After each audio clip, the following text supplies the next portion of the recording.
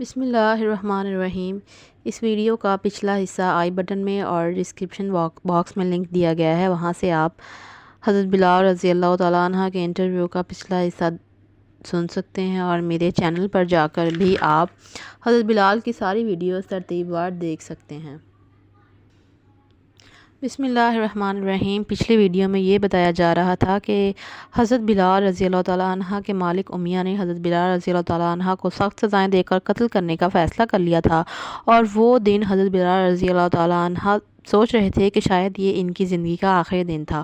اس سلسلے میں حضرت بلال کے مالک امیہ نے حضرت بلال رضی اللہ تعالیٰ عنہ کو سخت سزائیں دیں، اور جب وہ مرنے کے قریب پہنچ گئے تب اچانک سے ان پر سزا کا عمل ختم ہو گیا، اور انہوں نے چند لوگوں کی آوازیں سنی جو آپس میں بحث کر رہے تھے۔ حضرت بلال رضی اللہ تعالیٰ عنہ فرماتے ہیں کہ ان آوازوں میں سے ایک آواز تو ان کے مالک امیہ کی تھی، لیکن دوسری مدھم سی آواز کو وہ پہچان نہیں پا رہے تھے۔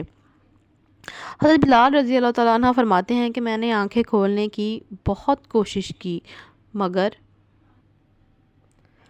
سورج جو اس وقت اپنی پوری ہولناکیوں کے ساتھ آگ برسا رہا تھا مجھے چندھیائے دے رہا تھا، کچھ رقم کا ذکر ہو رہا تھا۔ یہ تو کوئی نئی بات نہیں تھی، مکے کا معمول تھا۔ مکے میں دولت کمانے کا شوق وبا کی طرح پھیلا ہوا تھا۔ مجھے اس سے کوئی دلچسپی نہیں تھی۔ میرا جی چاہ رہا تھا کہ میں دوبارہ سو جاؤں اور پھر غلام کی حیثیت سے کبھی نہ جاگوں، کبھی نظر نہ آؤں ان لوگوں کو، کبھی ان کی آوازیں نہ سنوں۔ اب میں وہ جان گیا تھا جو آج سے پہلے نہیں جانتا تھا۔ اللہ رحیم و کریم جب کسی کو اس دنیا سے اٹھاتا ہے تو اس کے عمل میں نرمی ہوتی ہے، لیکن انسان جب اپنے کسی ساتھی کی جان لینا چاہتا ہے تو اس کے لیے نہایت اذیت ناک منصوبے بناتا ہے، مگر اس کڑے وقت میں اللہ اپنے بندوں کے شامل حال رہتا ہے۔ میری اس آزمائش کی گھڑی میں وہ میرے ساتھ بھی تھا۔ اسی نے اس آزمائش پر پورا اترنے کے لیے مجھے خاص شعور دے کر اپنے کرم سے نوازا۔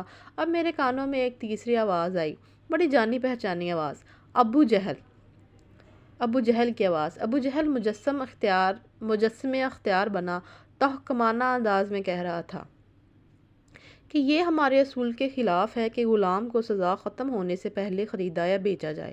میں نے اپنے حواس قائم کرنے کی کوشش کی۔ اب یہ امیہ تھا۔ امیہ کہہ رہا تھا کہ یہ غلام تو پہلے ہی مر چکا ہے۔ اگر ابو بکر اس کی لاش کے 100 درہم دیتا ہے تو مجھے کیا اعتراض ہو سکتا ہے؟ حضرت بلال فرماتے ہیں کہ ابو بکر، اچھا تو یہ تھی وہ دھیمی سی آواز جو میں نے کچھ دیر پہلے سنی تھی، مگر ابو بکر یہاں کیا کرنے آئے ہیں؟ میں سوچنے لگا۔ دوپہر کی شدت کے باوجود میں نے آنکھیں کھولیں اور اس چھوٹے سے عمل کے لیے مجھے لگا جیسے میں نے اپنے سارے جسم کا زور لگا دیا ہو۔ دھوپ کے دہکتے جہنم کے اس پار سے مجھے امیہ کی آواز آئی۔ وہ آپے سے باہر ہو رہا تھا، چیخ چیخ کر کہہ رہا تھا، غلام زندہ ہے، زندہ ہے، میں نے ابھی اسے حرکت کرتے دیکھا ہے، وہ زندہ ہے۔ وہ نہایت تیزی سے میرے قریب آیا اور سرگوشی کے سے انداز میں میرے کانوں کے پاس منہ لا کر بولا، سانس لے، ارے بدبخت سیاہ فام حیوان، سانس لے۔ حضرت بلال فرماتے ہیں کہ سارا نقشہ ہی بدل گیا تھا۔ وہ شخص جو گھنٹوں سے میرے خون کا پیاسا تھا مجھے زندہ رہنے کے لیے کہہ رہا تھا۔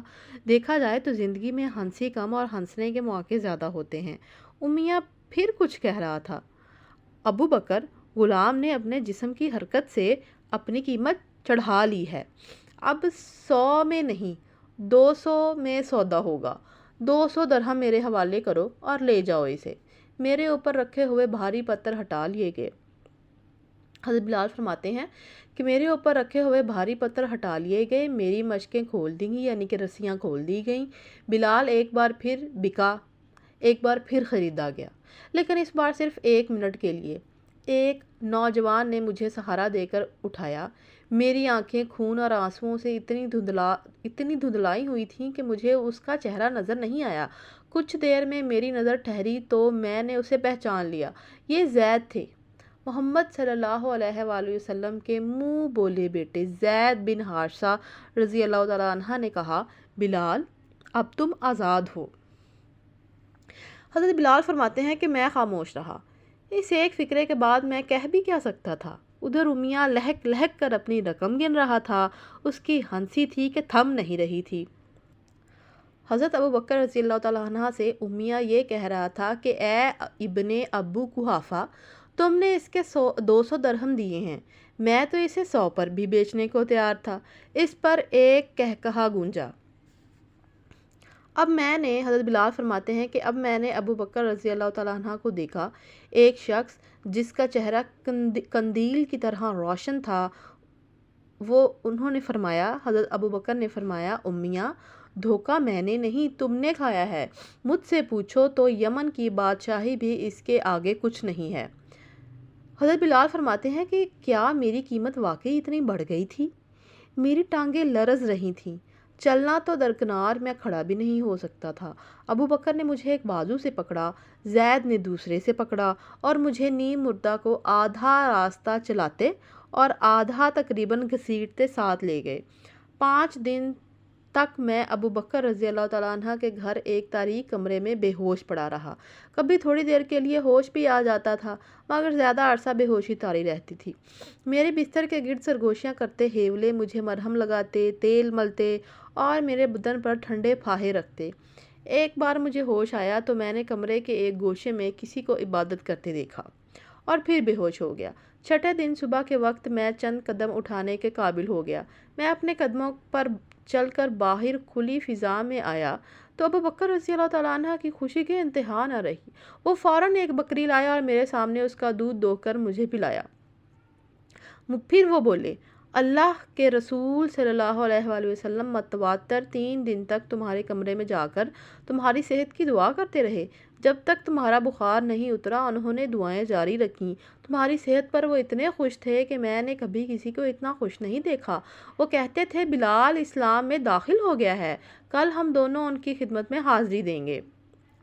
حضرت بلال فرماتے ہیں کہ ابو بکر رضی اللہ تعالیٰ عنہ مجھ سے پہلے بھی 6 غلاموں کو آزاد کرا چکے تھے، جن میں عامر بن فہیرہ رضی اللہ تعالیٰ عنہ جیسے لوگ بھی شامل تھے۔ کچھ لوگ کہتے ہیں کہ میں دائرہ اسلام میں داخل ہونے والا 7واں شخص تھا، کچھ کہتے ہیں 9واں، لیکن میرے لیے یہی بہت ہے کہ میں سابقون الاولین میں تھا۔ بہت بڑا اعزاز تھا بہت بڑا اعزاز تھا یہ ایک بے نوا غلام کا۔ میری اوقات ہی کیا تھی، میں وہی تو تھا جو ایک پتھر کے نیچے پڑا پایا گیا تھا۔ حضرت بلال رضی اللہ تعالیٰ عنہ فرماتے ہیں کہ دوسرے دن ابو بکر رضی اللہ تعالیٰ عنہ مجھے حضرت محمد صلی اللہ علیہ وآلہ وسلم کی خدمت میں لے گئے۔ ان کی کشادہ پیشانی، ان کی اعلیٰ ظرفی اور نجابت کا مظہر تھی۔ ان کی مسکراہٹ روح میں خوشیوں کی لہر دوڑا دیتی تھی۔ ان کی خوبصورت متناسب آنکھوں کی سیاہی میں گہرے بادامی رنگ کی ہلکی سی آمیزش تھی۔ ہاتھ ملاتے تھے تو مضبوطی سے، اور اس وقت تک گرفت ڈھیلی نہیں کرتے تھے جب تک دوسرا ان کا ہاتھ نہیں چھوڑتا تھا۔ زمین پر ان کے قدم اتنے ہلکے پڑتے تھے کہ لگتا تھا پانی پر چل رہے ہیں۔ پیچھے دیکھنے کے لیے مڑتے تھے تو صرف گردن نہیں موڑتے تھے بلکہ کمر سے ان کا سارا جسم ساتھ مڑتا تھا۔ یہ محمد صلی اللہ علیہ وآلہ وسلم تھے، اللہ کے برگزیدہ رسول صلی اللہ علیہ وآلہ وسلم۔ اس ویڈیو کا اگلا حصہ آئی بٹن میں اور ڈسکرپشن میں لنک دیا گیا ہے، وہاں سے آپ حضرت بلال رضی اللہ تعالیٰ عنہ کے انٹرویو کا اگلا حصہ دیکھ سکتے ہیں، اور میرے چینل پر جا کر بھی آپ حضرت بلال رضی اللہ تعالیٰ عنہ کی تمام ویڈیوز ترتیب وار دیکھ سکتے ہیں۔ Thanks for watching.